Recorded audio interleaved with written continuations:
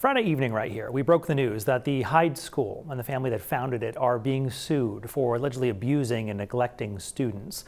A Massachusetts law firm, the Justice Law Collaborative, and the Maine-based Island Justice Law filed the claim on behalf of the lead plaintiff, Jessica Fuller, and all other former students who have had the same experiences she is claiming. So on Friday, you heard briefly from some of those students, but as News Center Maine's Pearl Small now shares, they have a lot more to say. Sitting in the heart of Bath's bustling community is the Hyde School. Since 1966, it's been building a legacy here and at two other campuses in Woodstock, Connecticut and Eustis, Maine. You know, it looks beautiful from here. The school markets itself as having a transformational educational approach. Develop character to discover unique potential, its mission statement reads. But a federal lawsuit filed on Friday accuses that marketing of being deceptive, concealing and manipulating abuse and forced labor hundreds of students were required to endure. It's so nice in the front, really shows what they're like. They are so good to people's faces, but once you get to the back, that's where everything starts to show. Yeah, I feel... It's October of 2024. For Jessica Fuller, who is the lead plaintiff in the lawsuit, it was her first time being back at the Hyde School's campus since she was a student.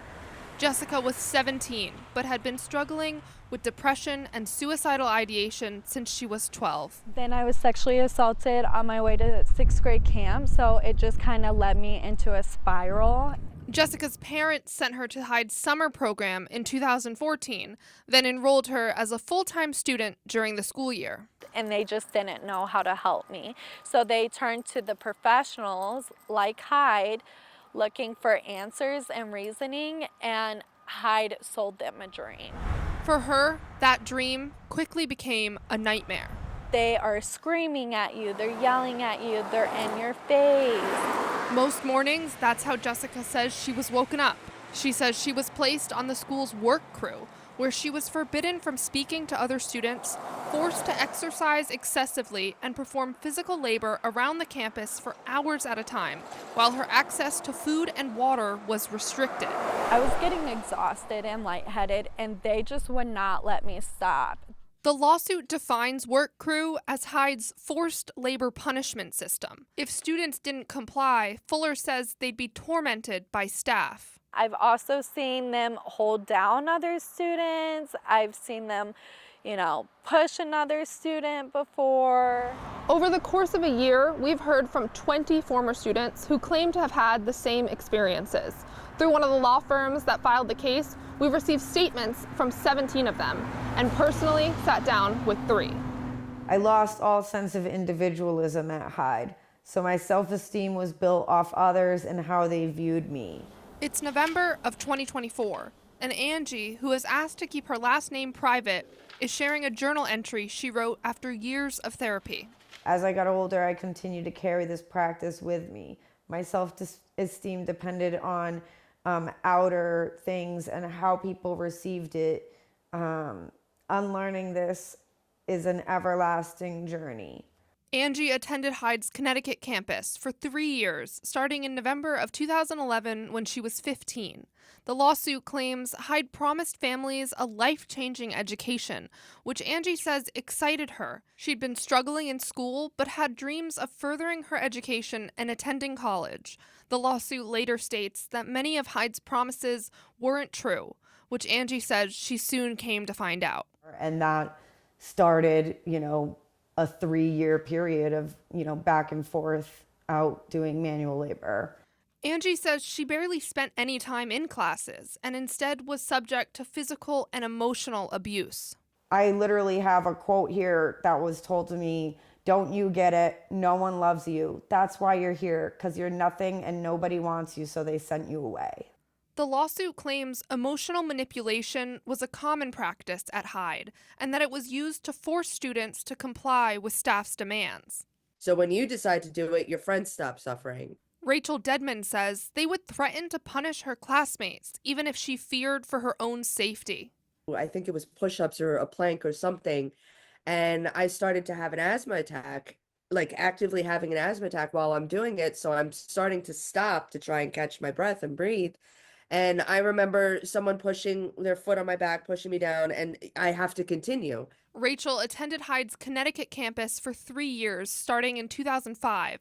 She says she also spent time at the Eustis campus, where the lawsuit states students were forced to undergo labor punishments in the wilderness, like sleeping outside for days on end in the middle of winter without adequate clothes. You know, what can we come up with today that will fill all these hours, but also drill into these heads kids that, we're here and we can do kind of whatever we want to punish you.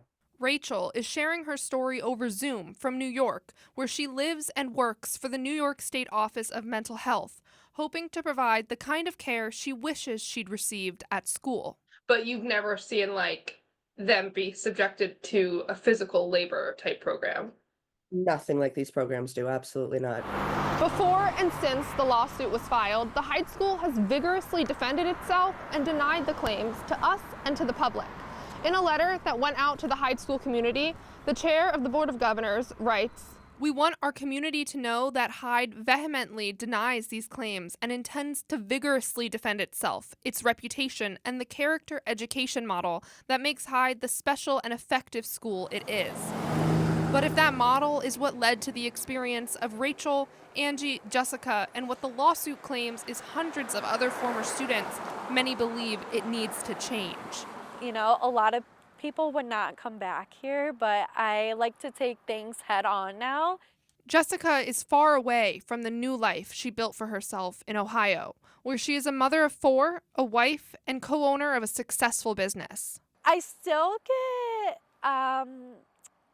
oh my gosh, is this really my life? Am I really doing this? I get imposter syndrome, best to say, but I am in a happy place. I'm in a very good place. I'm in recovery now. And Angie, who has spent more than a decade battling sobriety, is finally celebrating that college degree she always wanted.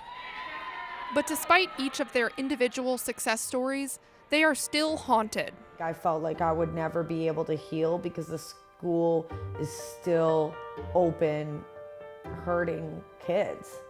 And, that's a hard pill to swallow. In recent years, abuse allegations at various kinds of boarding schools have surfaced across the country.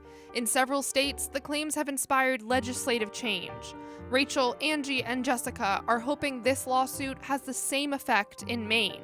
I always say to that, it's not the trauma Olympics, and it doesn't matter if that one took it to a worse level and that one just barely scraped the surface. While the lawsuit claims hundreds have had this experience, the exact number of defendants won't be known if and until the case is granted class action status. But Rachel, Angie, and Jessica, through connections they've made with other former students over the years, are confident it's not just their voices that have been silenced. I felt like I was alone for the longest. It wasn't no one went through this. It was just me. There was a whole community of survivors who were like, "Where have you been? We've been waiting for you." For these 3 women, and potentially many more, it feels like that wait to be heard is finally over. That was our Pearl Small reporting. Late today, News Center Maine got an email from an attorney whose firm has been representing Hyde School for decades.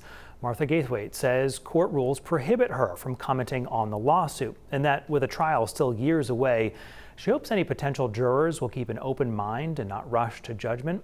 We are posting that complete statement as well as the lawsuit itself as part of a full article on newscentermaine.com.